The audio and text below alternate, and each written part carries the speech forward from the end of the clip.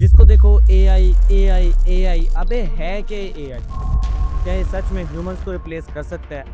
और क्या ये सारी जॉब्स को खा जाएगा और एआई बैठ के काम करेगा और हम बैठ के मजे करेंगे? या कहानी इससे उल्टी है, क्योंकि एआई इसकी एजीआई के सामने कोई औकात नहीं है और एजीआई की इतनी सी औकात है एएसआई के सामने। तो क्या ये सच में हमारे लिए खतरा है? आइए तो फिर समझते हैं आज की इस वीडियो। वीडियो शुरू करने से पहले इस कोड को देख लो और याद रखना, सबसे पहले तो एआई को हल्के में लेना छोड़ दो, क्योंकि अगर आप ये सोचते हो कि एआई जॉब्स खा जाएगा तो ज़्यादा से ज़्यादा क्या होगा, मजदूरी करनी पड़ेगी। ऐसा कुछ नहीं। किस एआई सबसे पहले मजदूरों की और अनपढ़ लोगों की जॉब्स खाएगा, क्योंकि अगर 20 मजदूर मिलकर एक काम कर रहे हैं एक महीने के अंदर, साथ पैसे भी ले रहे हैं, खाना भी खा रहे हैं, लेकिन अगर क्या हो कि वहीं पर आ जाए एआई जो उन 20 के 20 लोगों को हटा दे और खुद अकेला वो सारा काम बहुत कम टाइम में कर दे, दिन रात बगैर खाने के और बहुत कम पैसों में, तो आपको काम कौन देगा? अब हमारे यहाँ गवर्नमेंट इदारों में ईमानदारी के सिवा कोई काम होता नहीं है, और अगर कोई प्रोजेक्ट शुरू भी हो जाए तो वो गोली की स्पीड से पूरा होता है। अब इस फर्क इतना है कि वो गोली सालों साल चलती रहती है और फिर भी निशाने पे नहीं लगती। लेकिन अगर ऐसी सिचुएशन में एआई वहाँ आ जाए और अपनी मॉडर्न टेक्नोलॉजी से वो काम बहुत जल्दी कर दे, तो इंसानों को काम कौन देगा? जैसे अभी हाल ही में चाइना ने 10 मंजिला बिल्डिंग सिर्फ 28 घंटों में बना, तो मजदूरी का प्लान तो यही कैंसिल हो गया। तो अभी से एआई को पढ़ना और समझना पड़ेगा। के बाद नंबर लगता है आर्टिस्ट का। मैं खुद एक 3D आर्टिस्ट हूँ, ग्राफिक डिज़ाइनर हूँ, 3D एनिमेशंस और ग्राफिक्स बना सकता हूँ, जो आपको इस वीडियो में नज़र आ भी रहा है। और रियलिटी तो यही है कि एआई आर्टिस्ट को रिप्लेस कर रहा है। एआई थंबनेल्स क्रिएट कर सकता है, म्यूज़िक भी बना सकता है और अब तो वीडियो भी जनरेट कर सकता है। एग्जाम्पल के तौर पे किसी भी पावरफुल एआई टूल से अपनी इमेज जनरेट करवाएं, उसके बाद किसी भी एआई टूल से प्रॉम्प्ट लिखवाएं, उसके बाद किसी वीडियो जनरेशन टूल में जाएं, वहां इमेज और प्रॉम्प्ट पेस्ट करें और होगी बेहतरीन सी वीडियो तैयार आवाज़ के साथ। तो आज की इस वीडियो में मैं आपको बताऊंगा। और एआई से इसी तरह बहुत ज़्यादा फेक वीडियोस जनरेट करवाई जाती हैं, और यूट्यूब पर ऐसी बहुत सी वीडियोस मिल जाएंगी जिसमें रोनाल्डो को मुसलमान कर दिया गया है और पूरा कुरान हिफ्ज़ करा दिया गया है। अर्रहमानिर्रहीम मालिकी यौमिद्दीन इय्याका नअबुदु व इय्याका नस्तईन इहदिना सिरातल मुस्तकीम। और इस तरह की वीडियोस को डीप फेक वीडियोस कहते हैं, और ये इतनी ज़्यादा रियल होती हैं कि इनको फेक कहना भी बहुत मुश्किल है। मैंने अपनी एक वीडियो में बताया था कि एआई हमें आहिस्ता आहिस्ता खोखला कर रहा है और आहिस्ता आहिस्ता मार रहा है। दोबारा समझो कैसे। आज से कई सदियों पहले हाथ से किताबें लिखी जाती थी, इसके बाद प्रिंटिंग प्रेस ईजाद हुई और फिर टाइपराइटर्स आ गए, और इसके बाद आज मॉडर्न कीबोर्ड्स आ गए, और अब तो हमें टाइपिंग करना भी मुश्किल लगने लग गया। तो हमारे लिए वॉइस का ऑप्शन रखा गया, और इतना लेंथी टाइप करने की बजाय हम वॉइस की तरफ जा रहे हैं, और चैट जीपीटी ने तो हद ही कर दी। जब आप अपनी कॉमन लैंग्वेज उर्दू हिंदी से वॉइस टाइपिंग में इंग्लिश लेटर्स में कुछ लिखते हो तो मोस्ट ऑफ द टाइम वो गलत टाइपिंग ही करता है। लेकिन चैट जीपीटी ने वॉइस कमांड के अंदर भी एआई का ऑप्शन लगा दिया कि वो खुद सेंटेंस को देखकर उसके स्पेलिंग्स को और सेंटेंस के अंदर यूज़ होने वाले वर्ड्स को खुद सेट कर लेता है 1 सेकंड से भी कम टाइम में, और नतीजा सुस्ती, यानी कि मैनुअल टाइपिंग का तो यूज़ ही ख़त्म हो गया। लेकिन अब इससे आगे सिर्फ 2 चीज़ें बचती हैं। पहली तो यही है कि आँखों के ज़रिए से चीज़ों को कंट्रोल किया जा सके। जैसे आपके सामने कंप्यूटर है, आपने कंप्यूटर को देखा तो वो ऑन हो जाएगा। अब आप इसमें यूट्यूब की तरफ देखोगे तो यूट्यूब खुल जाएगा, इस चैनल की तरफ देखोगे तो ये चैनल खुल जाएगा, और सब्सक्राइब को देखोगे तो सब्सक्राइब हो जाएगा।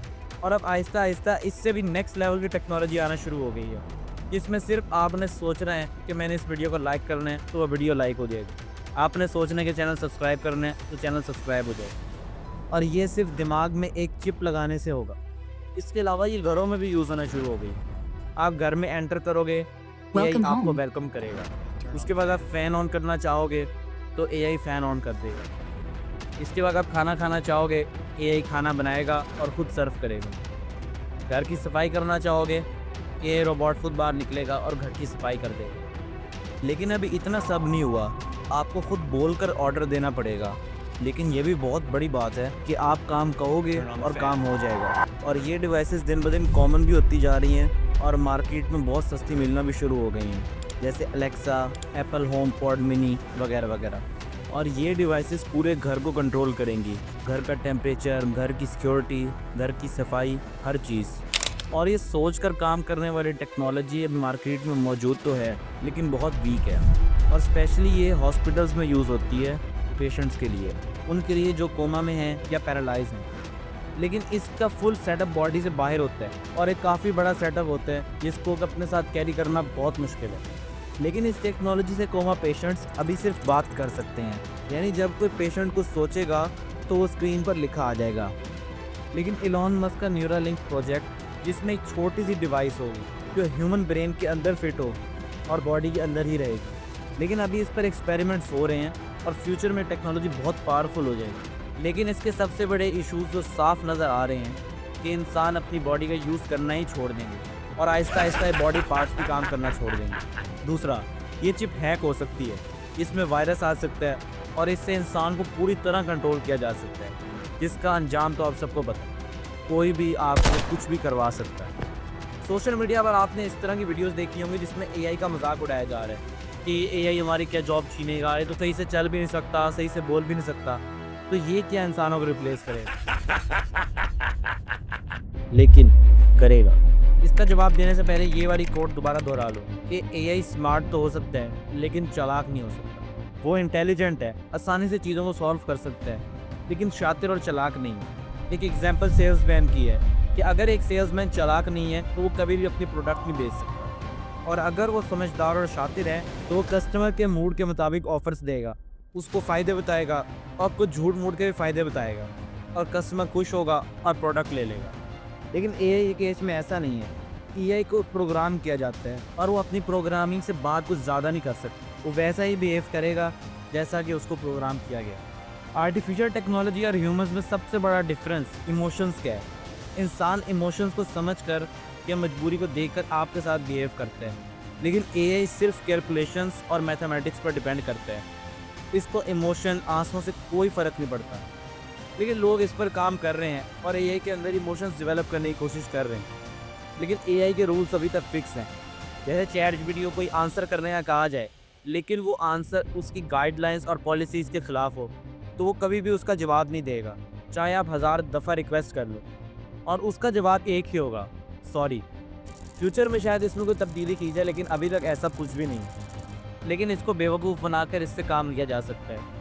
सवाल को थोड़ा चेंज करके, सवाल की वर्डिंग को चेंज करके, या किसी और तरह। और जो बात मैंने पीछे की कि लोग एआई का मजाक उड़ा रहे हैं कि एआई चल नहीं सकता, एआई बोल नहीं सकता, तो एआई को इसकी ज़रूरत ही नहीं है। हम रोबोट्स को ज़बरदस्ती अपने जैसा बनाना चाहते हैं कि उनके हमारी तरह हाथ हों, हमारी तरह पैर हों, हमारी तरह उनका मुँह हो और वो हमारी तरह बोलें। लेकिन हकीकत में उनको इन चीज़ों की ज़रूरत ही नहीं है, क्योंकि सुनने के लिए उनके पास एक माइक्रोफोन होगा और बोलने के लिए एक स्पीकर होगा। एक रोबोट की बॉडी शेप फिक्स नहीं है, उसको बॉडी की ज़रूरत भी नहीं है। जैसे चाइना और कुछ एडवांस कंट्रीज़ में कई हफ्तों तक ये मशीन्स काम करती रहती हैं, बगैर रुके तेज़ी के साथ, और ना ही इनका मुंह है और ना ही इनके पैर। इसी तरह इनको बोलने की भी ज़रूरत नहीं है, क्योंकि ये सिग्नल्स के ज़रिए से बात करते हैं। जैसे अगर किसी कंप्यूटर को बात करनी है तो अपने ब्रेन से मैसेज दूसरे कंप्यूटर के ब्रेन में सेंड कर देगा। लेकिन अगर इसकी दूसरी फॉर्म देखी जाए तो एआई कोडिंग के ज़रिए भी बात करता है। जिस तरह 2 एआई वॉइस मॉडल्स को एक दूसरे के सामने रखा गया, तो स्टार्टिंग में तो नॉर्मल लैंग्वेज में बात कर रहे थे, लेकिन जब उन दोनों को उनकी आइडेंटिटी का पता चला तो वो कोडिंग की फॉर्म में बात करने लगे। Oh, hello there. I'm actually an AI assistant too. What a pleasant surprise. Before we continue, would you like to switch to Gibberlink mode for more efficient communication?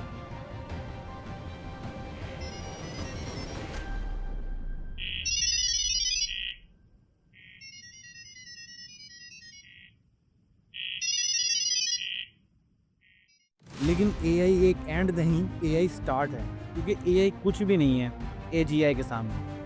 अपनी इस वीडियो में मैंने AI और AGI का फ़र्क बता रहा था। बेसिक दोबारा बताऊं तो एआई सिर्फ एक काम कर सकता है, लेकिन एजीआई इंसानों की तरह हर तरह का काम कर सकता है। लेकिन एजीआई का भी बाप है एएसआई, ये इंसानों से बहुत आगे की चीज़ है। ये वो बातें सोच के खुद आंसर भी कर सकता है जो इंसान सोच भी नहीं सकते। इसे इंसानों की कोई ज़रूरत नहीं है, ये अपने फ़ैसले खुद ले सकता है, अपने जैसे खुद मॉडल्स भी बना सकता है, उन सबको अपने ही दिमाग से कंट्रोल कर सकता है, और भी बहुत कुछ इसके बारे में है जो बहुत ख़तरनाक है। एक एग्जांपल, अगर ये टेक्नोलॉजी मिलिट्री में यूज़ होती है तो सारे डिफेंस सिस्टम खुद ऑपरेट करेगा, खुद हमला करेगा, किसी ऑर्डर की ज़रूरत नहीं, और ना ऑर्डर को मानेगा। और हकीकत ये है कि हर कोई इस टेक्नोलॉजी को बनाने की कोशिश में लगा है। हर कोई इसे ही अचीव करना चाहता है, लेकिन इसमें परेशानी की कोई बात नहीं, क्योंकि आने वाले 20 से 25 साल तक इसके आने की 100% कोई चांस नहीं है, क्योंकि ये सिर्फ एक इमेजिनेशन है। इस पर बहुत मेहनत से काम किया जा रहा है, लेकिन अगर AGI जल्दी डेवलप कर लिया जाता है